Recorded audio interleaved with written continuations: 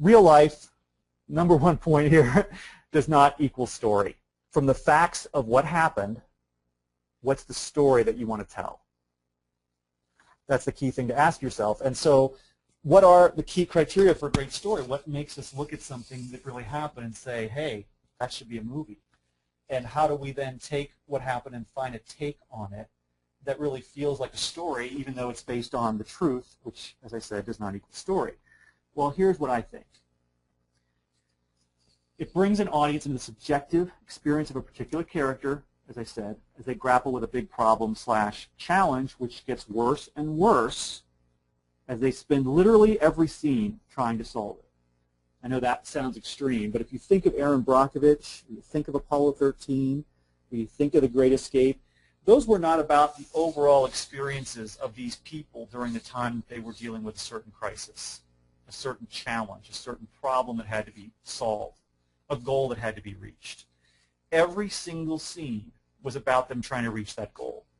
Now, you might have an Erin Brockovich, a B story, where she's got this boyfriend who's watching her kids, who's upset with her, but that's really all part of, I want to change my life and become this lawyer type and help these people with this lawsuit against this power company that polluted their water and is like killing children and giving them diseases and stuff.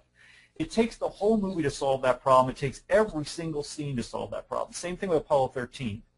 Now, it has a very long first act. The catalyst really doesn't happen until, I mean, it's a long movie. It happens like an hour in when the spacecraft has its problem. Houston, we've got a problem. But from that point on, you see that as the catalyst. Every single scene is about dealing with that problem. That's what you want. You want a problem that's so freaking complicated and difficult, and the characters are so overmatched in trying to solve it, and the audience is going to so understand the stakes of it and relate to it and feel for them and want them to solve it, that it takes every single scene. So when it's every single scene, you don't have room for other scenes that are anecdotes. And if you put those in, you hurt yourself usually because it won't feel like it has that narrative drive that you need. So then when you talk about your story, when you pitch it, that's what you want to focus on. That's what you want to talk about when you pitch the story. That's what's going to make people want to read it, is understanding the nature of it being this really compelling, unique, high-stakes, complicated-to-solve problem for an intriguing, engaging main character where it takes the whole story for them to solve it, every scene. And that means every scene is them trying to solve it and failing.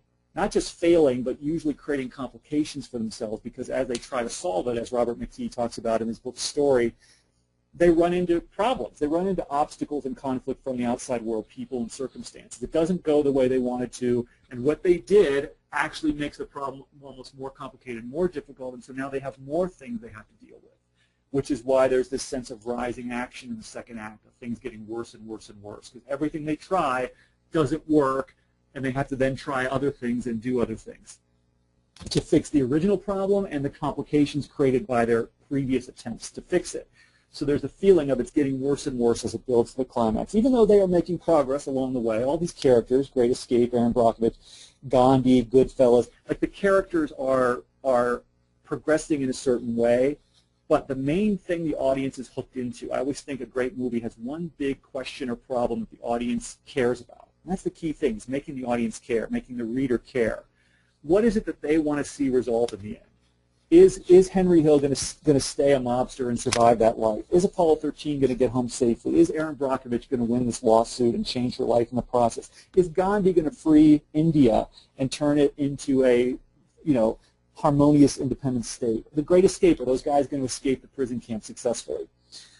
There's one big problem that takes the whole movie to solve, and it's a problem, the nature of this problem, the characters and its stakes, makes us care. That's the goal. Now, I've turned care, the word care, into an acronym that, to me, there's 4 letters, C-A-R-E.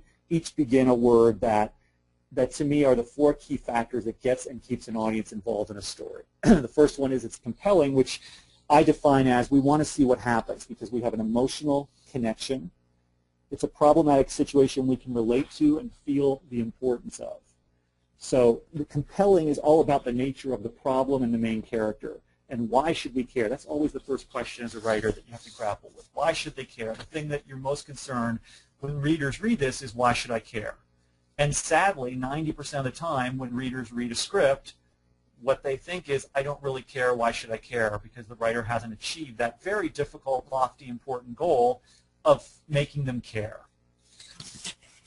The second thing is it's authentic, meaning it's unique in some way, and that the writer is writing something that isn't just a retread of something that's come before. Now, obviously, there are successful movies that get made that feel pretty similar to things that have come before. But ideally, what you're looking for is there's something about your writing and your take and your story, the concept of your story, the basic concept and your approach to it that feels fresh and authentic. The third is that it's real and everything happens in it that happens in it is real, meaning it's believable. It's recognizable human behavior. Now, in true stories, people usually don't make the mistake of writing things that don't seem real because their obsession is on the other end of the spectrum, which is how do I make sure everything I write is real. But when you're writing like a comedy, a lot of times people will just, for entertainment's sake, try and write something that they think would be funny, but if the characters wouldn't really do it or wouldn't really say it, then it puts the audience off. And that includes expositional dialogue, which you do often have in true stories, where characters in a wooden way give information to each other only because the audience needs to know that information, but the characters probably wouldn't say it to each other. Some writers err on the side of a lot of that, where it feels boring and wooden. It doesn't feel like real people having real interactions. Other writers err on the opposite end of the spectrum, usually not with true stories, but sometimes, where they don't give the audience enough information to know what's going on or to care. In other words, you have to know what the main character is dealing with and what they think about and what they want and what they're trying to do pretty much at all times for the audience to feel that subjective connection where they're inside that character and want to see them succeed. So the fourth is entertaining, and honestly, this is the one writers tend to forget the most, especially writers' true stories.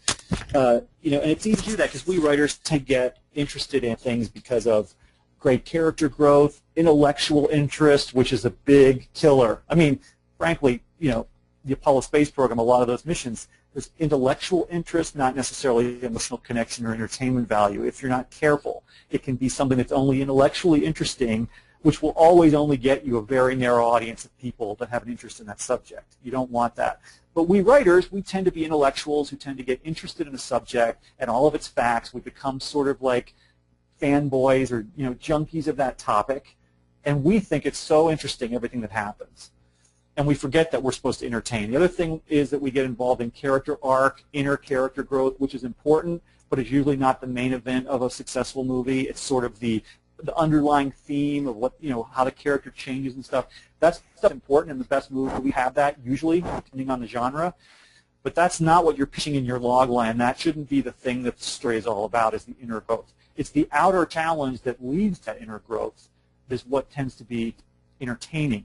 The nature of that challenge. In other words, the character, the problem, comes up with a certain goal and then a plan to achieve that goal. And they sort of go on a mission, you could say. And the second act of a 3-act structure movie, that mission is like in an upside-down world usually, different from their normal world, where they're going to go and they're going to be overmatched in pursuit of this ridiculous, difficult mission. Erin Brockovich, being a lawyer, is a perfect example. So the process of what they're doing on this mission and what they run up against as they try and do it should be entertaining, pretty much at all times. And so a big thing to understand when you're thinking about a true story is what about it is going to entertain people? What kind of entertainment value am I going for? And there's lots of different kinds of entertainment, but all of them do one thing, I think. They lead the audience into an emotional state that is pleasurable. They lead the audience into an emotional state that is pleasurable. If you think about why you go to movies and why you watch TV and even why you read books, they lead you into an emotional state that is pleasurable, a state that you're seeking. In other words, people don't seek out to watch things that are bleak or depressing or nihilistic or empty of value. I mean, once in a while maybe in an art movie or something, but for the most part, people are looking to have their emotions captured in some way. So there's a compelling problem that we care about, but there's also, it's fun to watch the character try to solve that problem. That's really what it comes down to, the word fun, to me. And fun sounds like it means comedy and lightweight stuff. But if you think about the best true stories, even like Goodfellas and Apollo 13, not comedies, really fun to watch. Okay? Characters aren't having fun, but we are having fun watching them. And that's a really key thing that writers tend to forget. Now, I think every great story, even comedies, the characters tend to not be having fun ever. The main character usually is in hell in some way. They're up against a siege of a crisis that they're not going to be happy about until the end of the movie. If your main character is happy, your audience is bored most of the time. So if there is some fun along the way for the main character, and Blake Snyder in his beat sheet from Save the Cat, which we're going to get to, talks about the fun and games section early in Act 2, very misunderstood section. Writers tend to think that's when the main character is having fun for 30 pages or 25 pages. Big mistake.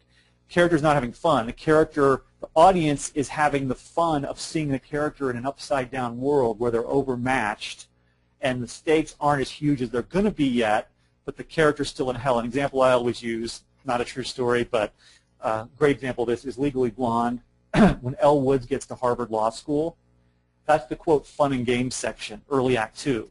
She's getting kicked out of class. She's humiliated. She finds out the boyfriend she came there to pursue is engaged to some other woman who's the opposite of her and shows that he really doesn't want a girl like her.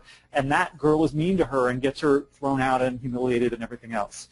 So character is having a bad time, but it's really fun for us to watch characters have a bad time. Now, maybe that means we're sadistic in some way, but when you think about all these great stories that I'm using as examples, they're all really challenging situations for the character, but really fun to see them go through